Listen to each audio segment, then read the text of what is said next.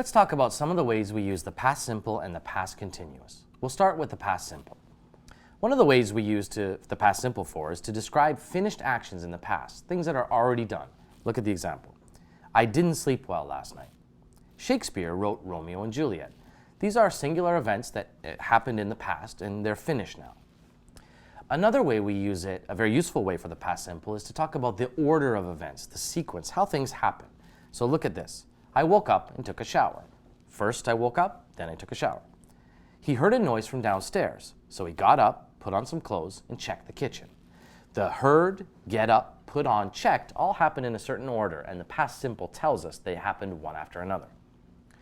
We can also use the past simple to talk about past states or habits, things that we used to do for a long time or used to be. When I was a child, I played a lot of guitar. That's a habit I had for a long period of time. Every day, she made my breakfast and took me to school. She made my breakfast and took me to school. Two things that happened again and again. Just like the present simple where we say, I work at a school, means something that happens every day, not just once. When we're just talking about past states and habits, don't forget we can also use used to. I used to walk to work when I lived downtown.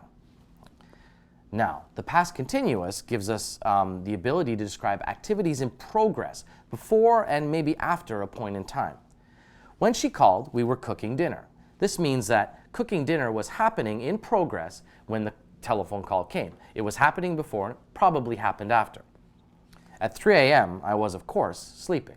Was sleeping when 3 a.m. happened. I was in the middle of sleep and I slept before and I probably slept after. I came to school at 9 a.m., but the door was closed and the class was studying. That means that when I came, the studying is already in progress and it will probably continue.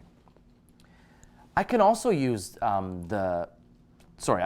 past continuous to talk about things that are happening, ongoing actions, in order to give some background or context for what I'm saying. I was sitting in my car and listening to music. Suddenly, a man knocked on my window. The sitting and listening is just to give you an idea of what was happening before, just before, and when that event, the man knocking on my window, happened. It was such a beautiful day. The birds were singing and the people in the streets were walking to work. That paints a picture of what was happening at that time. The birds are singing, people are walking to work, just to create an image of the background or the setting. We can also use the past continuous to talk about temporary things or things that are incomplete. In the spring, I was sleeping on my friend's sofa because I didn't have an apartment. So this means for a temporary amount of time in the spring, I was sleeping there. Not the whole time, but generally I was living with him. On the flight home, I was watching a movie. This means I probably didn't finish it all, or I'm talking about in the middle of it. If I said it in past simple, on the flight home, I watched a movie, that means I finished it. Okay, we can also use it to describe the interrupted activity. The students were taking a test when somebody knocked on the door. So again, this activity stops because the knocking disrupts the students. I was taking a shower when you called. So I'm washing myself, a phone call, I jump out and try to get the call.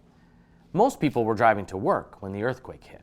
Now, probably after the earthquake, they stopped driving or pulled over or anything. Okay, now we can also use the past continuous to describe two past activities that happened at the same time or one that was in progress for all of a period of time. So look at the example. In the summer, I was working for a great company.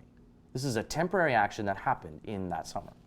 She was wearing that shirt all day yesterday. We want to say that for the whole day she had that shirt on. I was sleeping, but he was studying. There's two actions happening together. Me sleeping, he studying. He was walking and listening to his MP3 player. Two things happening at the same time. Thanks for watching, and we'll see you in the next video.